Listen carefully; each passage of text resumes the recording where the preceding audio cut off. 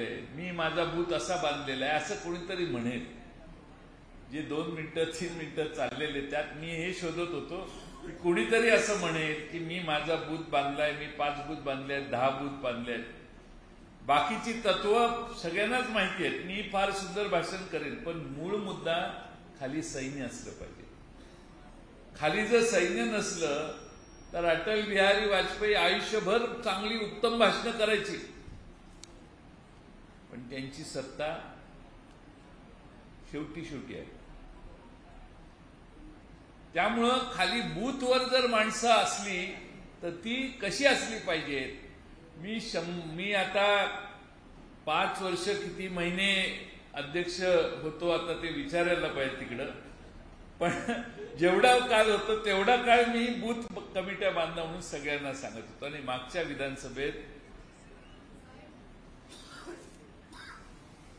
विधानसभेत आपल्या नको आता मध्ये नका बोलू, तुम्हाला बसा. मी आता स्पष्टीकरण विचारत नाही. ज्यावेळी संधी मिळालेली त्यावेळी प्रत्येकाला संधी देण्यात आलेली होती.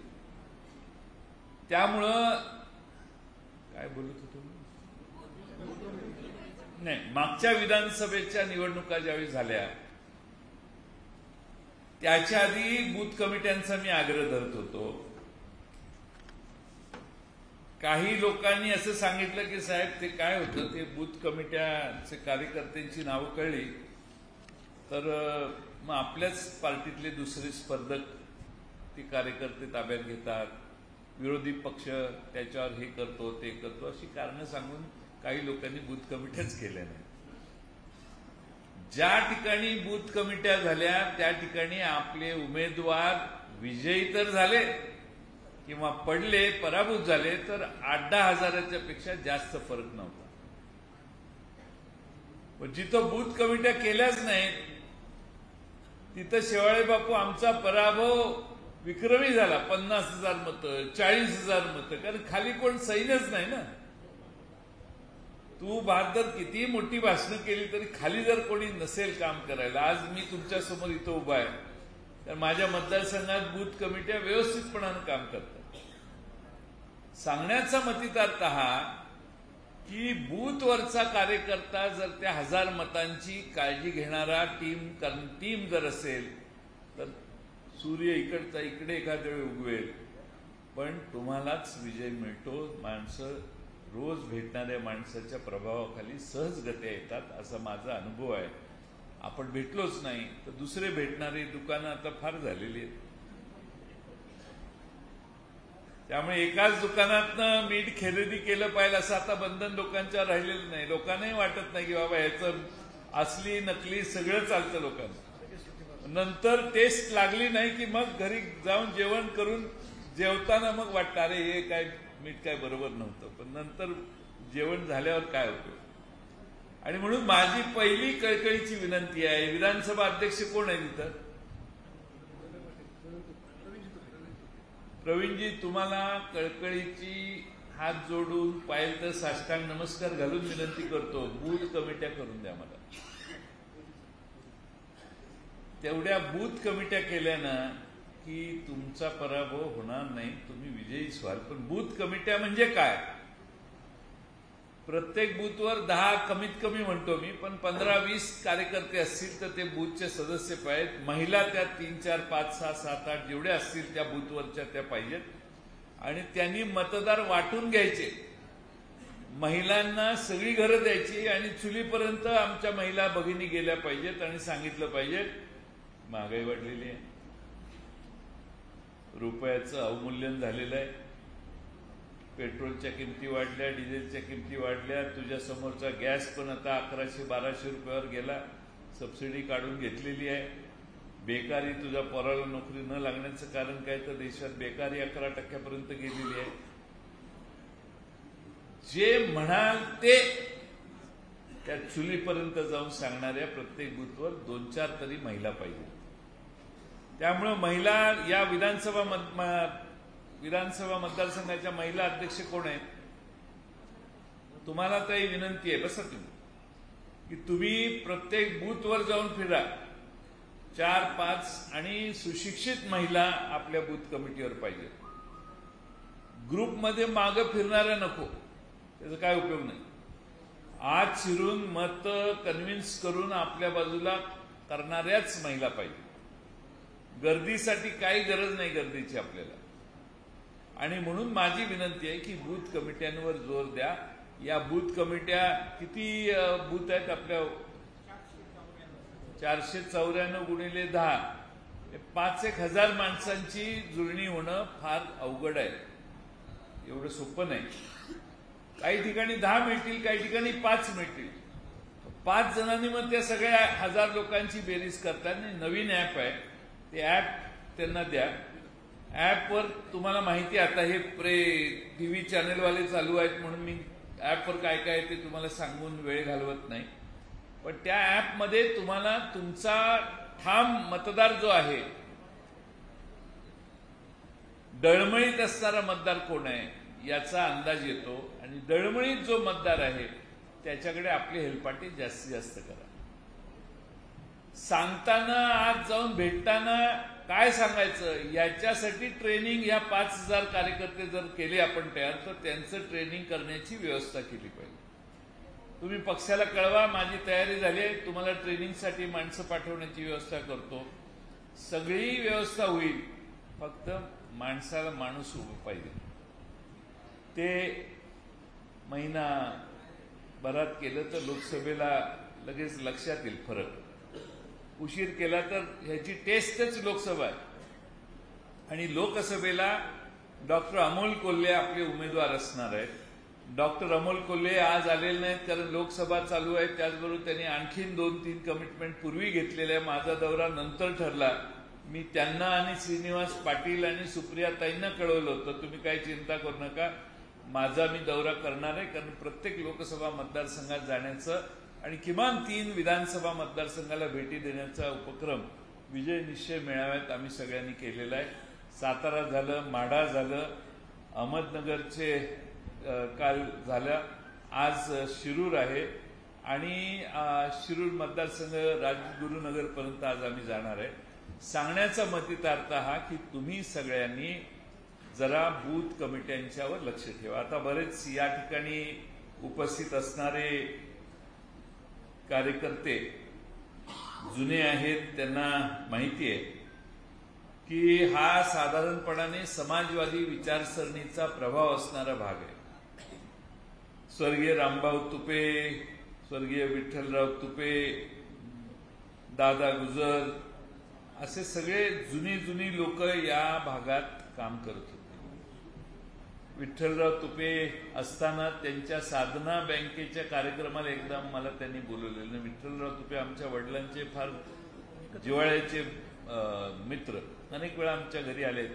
आम्ही जेवढं चेतन तुपेंना चहा नाही दिला तेवढं विठ्ठलराव तुपेंना जेवणं वाढलेत आम्ही.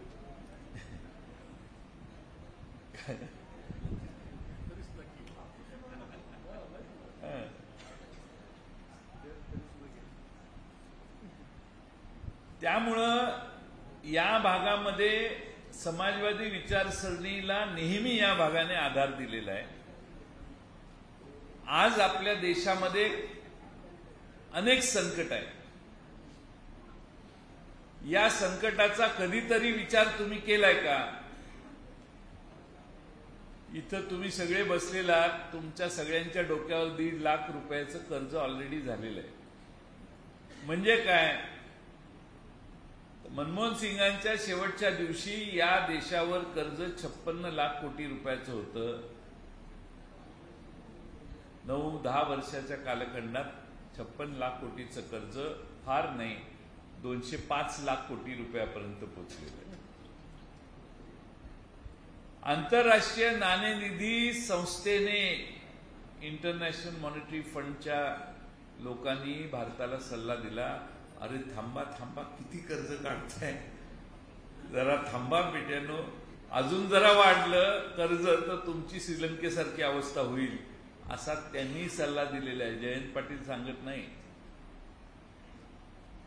मी यासाठी सांगतोय की या देशाच्या अर्थव्यवस्थेमध्ये देखील काही प्रश्न तयार झालेले.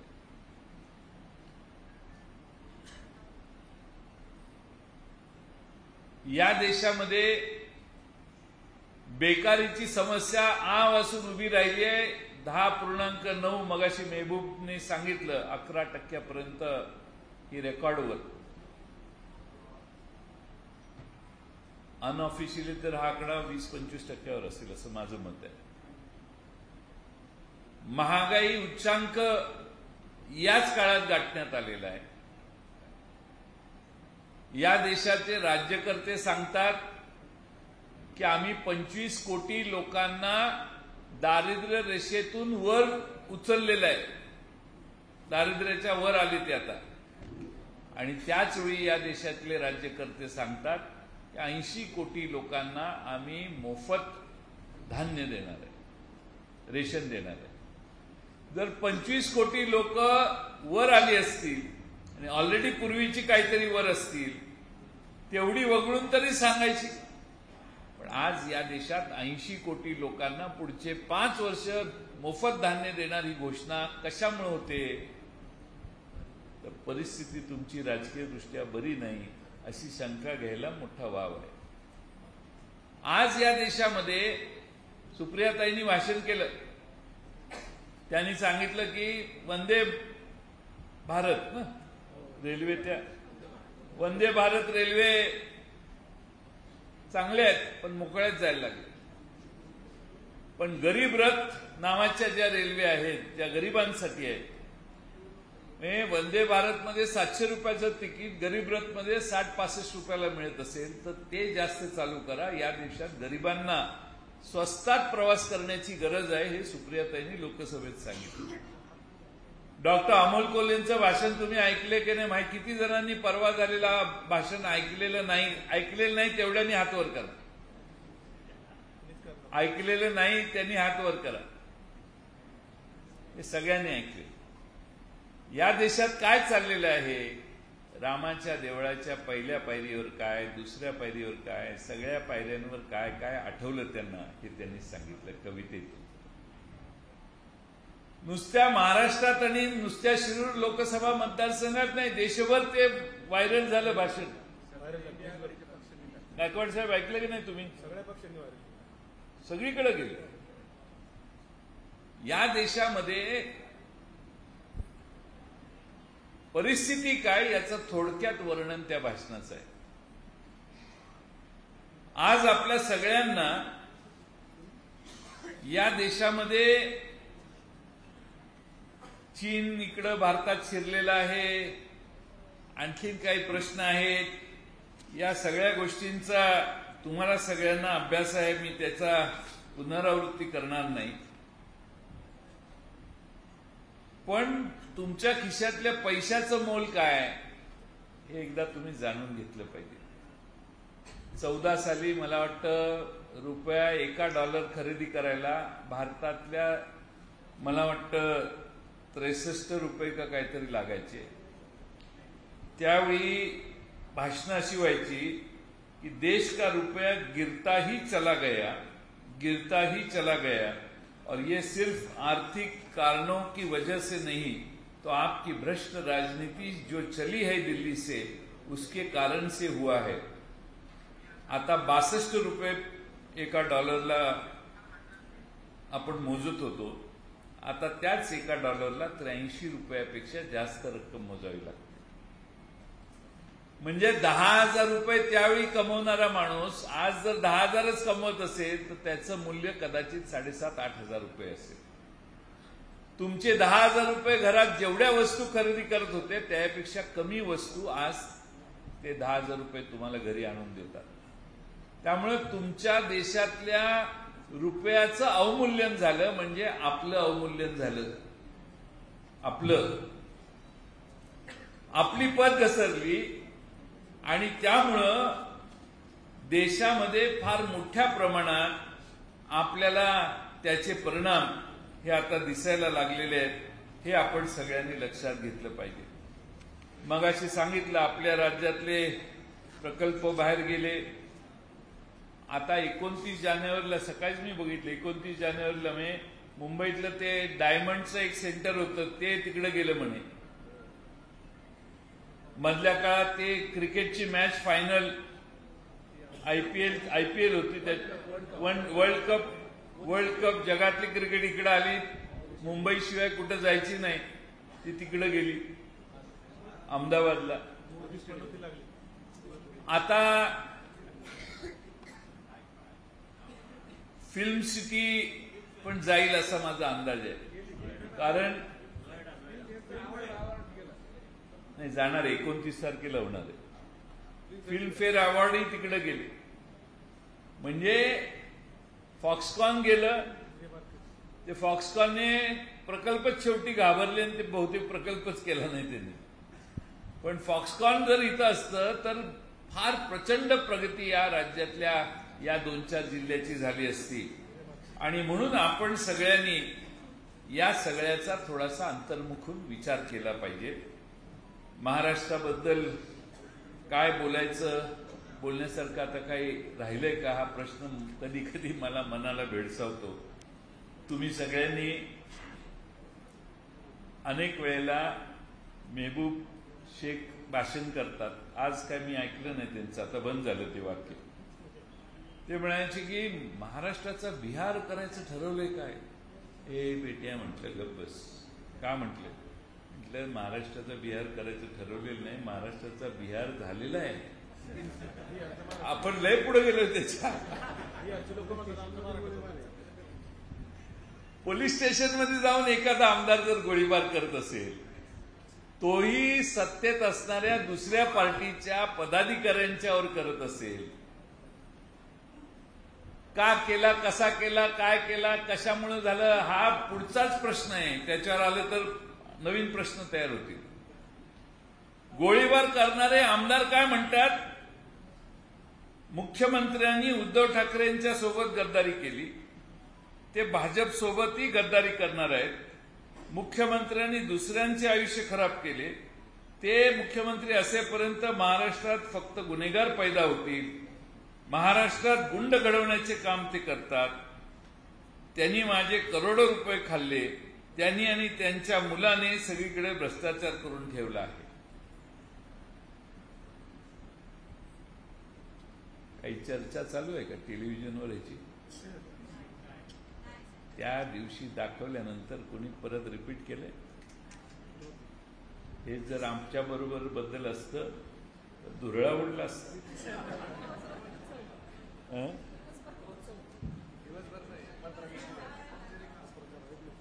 चॅनेल बद्दल मला आदर आहे, पण हे एक विधानसभेचा आमदार आणि हे विधानसभेच्या बाहेर बोलले असेल तर एकनाथ शिंदे आणि त्यांच्या मुलाने त्याच्यावर अब्रू नुकसानीचा दावा दाखल केला पाहिजे. विधानसभेत बोलणं वेगळं, विधानसभेत प्रोटेक्शन असतं. असंही काय झालं नाही. बरं, एवढी मोठी घटना घडली, त्याचा निषेध सुद्धा कोणी केला नाही. बरं, कारण काय, तर आमदारांच्या जमिनीत ते शिरले म्हणे, का ह्यांच्या जमिनीत, मग काय तरी. आता हे बघा, तुम्हाला कोणाला जमिनीचे व्यवहार करायचा अधिकार राहिलेला नाही. आता सगळा अधिकार आमदारांना आहे. मी आमदार एखाद्या मतदारसंघाचा झालो की त्या मतदारसंघात, मी नगरसेवक एखाद्या मतदारसंघात झालो तर त्या मतदारसंघात तुम्ही कुणीही काही लफडं करायचं नाही. लफडं करणार तर ते मीच करणार. हे जमिनीचं, तुम्ही तिकडे जमीन खरेदी केली तर मला विचारले, अहो नगरपालिकेमध्ये एखादं काम मंजूर करून आणलं एखाद्याने, त्या नगरसेवकाला विचारल्याशिवाय कॉन्ट्रॅक्टर ठरत नाही.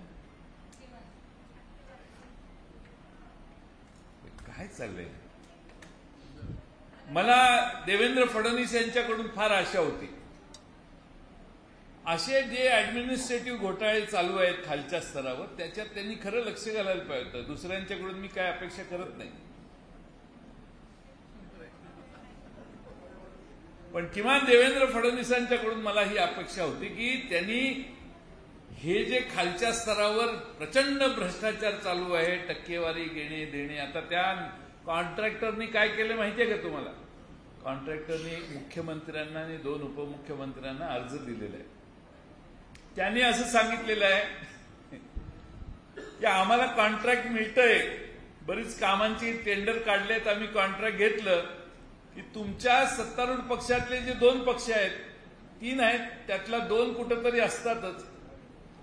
एक जण आम्हाला काम करायला सांगतो, दुसरा गट अडवतो. त्यांच्या भांडणामध्ये आम्हाला काम करता येत नाही. एवढा वेळ होतो की आम्हाला विलंबाचे चार्ज बसतात आणि आम्हाला विलंबाचा दंड बसतो. आम्हाला दम दिला जातो, आम्हाला बोलवलं जातं, धमक्या दिल्या जातात, प्रसंगी मारहाण देखील होते. त्यामुळे आम्हाला वाचवा, नाहीतर 15 फेब्रुवारी नंतर आम्ही काही महाराष्ट्रात काम करू शकणार नाही. हे जे बिहारचं चित्र आहे ना, बिहारच्या पलीकडे आपण गेलो ते ह्याच्यामुळे सांगतोय. मुख्यमंत्री आणि दोन्ही उपमुख्यमंत्र्यांनी बसलं पाहिजे आणि ह्याच्यावर उपाययोजना केल्या पाहिजे. एखाद्या ठिकाणी पूल बांधणं, रस्ता बांधणं, गटार बांधणं म्हणजे राज्य चालवणं नाही. महाराष्ट्रातली आर्थिक सामाजिक व्यवस्था टिकली पाहिजे हा प्रयत्न या लोकांनी करायला पाहिजे. पण तसं होताना दिसत नाही. काल परवा एक सत्तेत असणारे आमदार आमच्या एकनाथ शिंदे गटाचे दिसत आहेत. त्यांनी सांगितलं की छगन भुजबळ यांच्या पेकाटात लाथ घालून त्यांना हकलून द्या मंत्रिमंडळातून. कंबरड मोडा का काय वाक्य, भावार्थ तोच आहे. शब्द बदलले तर ते दुरुस्त करून घ्या. माझे काय म्हणणं, ज्या छगन भुजबळ साहेबांच्यावर आम्ही इतके वर्ष काम केली, आम्हाला वाईट वाटतं. असल्या सत्तेला लाथ मारून त्यांनी बाहेर पडायला पाहिजे होतं आतापर्यंत. एक तुमच्या सरकारला पाठिंबा दिला म्हणजे मंत्र्याला पाठिंबा दिला, त्या मंत्रिमंडळाच्या मंत्र्यांच्या बद्दल अशी भाषा एक आमदार वापरू शकतात. मुख्यमंत्री कधी म्हटले का त्या आमदाराला, हे तू हे केलंस हे बरोबर नाही बोललास ते? 2 उपमुख्यमंत्री आहेत, ते कधी बोलले का की छगन भुजबळ यांना तुम्ही का असं बोलला म्हणून? ऐकलं का कधी? असं ऐकलं का तुम्ही? या महाराष्ट्रामध्ये हे दुर्दैव आहे की कोणत्या स्तराला सत्ता टिकवण्यासाठी किती आमदारांना सांभाळायचं. सत्ता टिकवण्यासाठी इतक्या आमदारांसाठी सरकार आमदारांच्या पुढं काय शब्द वापरायचा, लोटांगण नाही, ओशाळलेलं आहे, शरण केलेलं आहे. हे चित्र महाराष्ट्रातलं दुरुस्त झालं पाहिजे. आज आपल्या महाराष्ट्रामध्ये यशवंतराव चव्हाण साहेबांची संस्कृती शरद पवार साहेबांनी पुढे नेण्याचा प्रयत्न केला. वसंतराव दादांपासून वसंतराव नाईक साहेबांच्या पासून ते अगदी मनोहर जोशी, काल परवा अगदी देवेंद्र फडणवीसांचंही नाव मी घेतो त्यासाठी, शेवटच्या 5 वर्ष मागचे, ते मी पुन्हा येईन म्हणायच्या आधीच ती आधीची तर. पण आता मागच्या 1.5 वर्षात काय बघतोय आपण? कशाला ताळतंत्र नाही. 105 जणांनी 40 जण मिळवली, 145 झाले, 165 झाले, अजून 40 जण घेऊन आता 200च्या वर स्कोर केलाय. आता 288 करायची पण तयारी. मी आपणा सर्वांना हे यासाठी सांगतोय की तुमच्या सत्सद विवेक बुद्धीचा हडपसरकरांनो विचार करा. राज्य येतात आणि जातात. आपण कोणत्या दिशेनं जायचं, कोणत्या विचाराच्या मागे राहायचं, आणि हे सगळं म्हणजे आता अलीकडं काय आहे की ते कॉन्ट्रॅक्टर आहेत, ते कॉन्ट्रॅक्टरना एक सल्ला देतो. आता आपल्या सभेला तर काय कॉन्ट्रॅक्टर कुठं फारशी येत नाहीत, पूर्वी यायची, आपलं सरकार होतं त्यावेळी. आता सगळे असणारे पण परवा जाताना तिकडे गेले. त्यांना सगळ्यांना मित्रांना तुमचा सल्ला द्या. 20 कोटीचं टेंडर निघालं की झटकन टेंडर मिळालं की खुश होतात. टेंडर मिळायच्या आधी काय थोडासा खर्च करतातच ही लोक, आणि मग ते काम घेतल्यानंतर बजेटमध्ये जर 20 कोटीतले जर 5 कोटी असतील तर ते 5 कोटीचं काम बजेटमध्ये जेवढं आहे तेवढंच करायचा सल्ला द्या तुम्ही. 5 कोटीच्या वर जर खर्च त्यांनी पुढचं काम केलं तर पुढचे पैसे मिळण्याची शक्यता नाही. कारण सरकारने बजेटपेक्षा 1,60,000 कोटी रुपये जास्त जाहीर केलेले, अतिरिक्त खर्च जाहीर केलेला आहे. त्यामुळं तुम्हाला आज वर्क ऑर्डर मिळेल, पण ती काम पूर्ण करायला कदाचित 3 वर्ष, 3.5 वर्ष, 2 वर्ष जातील. आणि म्हणून आपण सगळ्यांनी जरा डोळस असलं पाहिजे. लोकसभेच्या निवडणुका आहेत, परत विधानसभेच्या निवडणुका आहेत.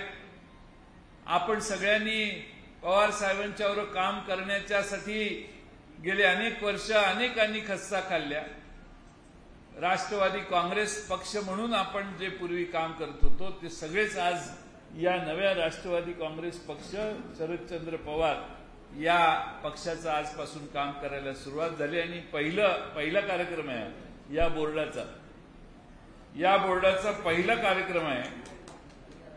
आणि त्यामुळं आपण सगळ्यांनी एक बारकाईनं बघितलं पाहिजे की आपली संघटना जागेवर आहे का, आणि असेल तर ती बांधावी.